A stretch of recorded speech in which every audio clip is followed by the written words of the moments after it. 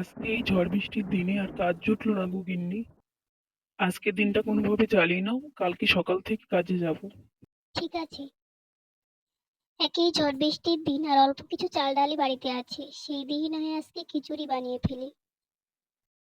আহা, এই বর্ষার দিন গরম গরম খিচুড়ি জমে যাবে।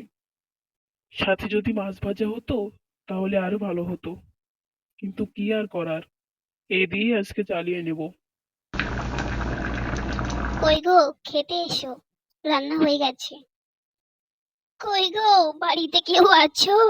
এখন আবার কে কে ডাকে? তুমি বুড়িমা? তুমি আমাকে চিনবে না বাবা।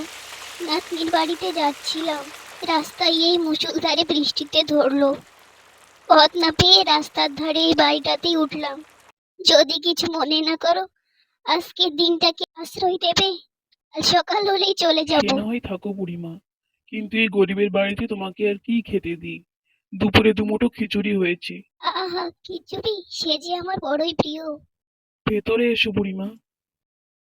আহা, কি সুস্বাদু খেতে। বৌমা, তুমি তো খুব ভালো রান্না করো।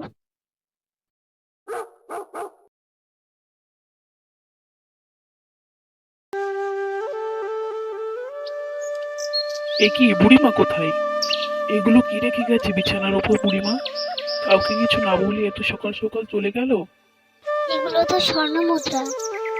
তবে কি আমাদের সৌভাগ্যের দিন ফিরলো? তার মানে কালকে যে বুড়িমা এসেছিল তিনি আসলে বুড়িমা নন। এটা আসলে সৃষ্টিকর্তারই কৃপা। তিনি আমাদের পরীক্ষা করছিলেন। ঠিকই বলেছো। আমাদের সৌভাগ্যের দিন তবে আসলো বলো। ছোট বাড়ি থেকে বড় বাড়ি হলো, এরপর তাদের সুখেই দিন কাটতে লাগলো।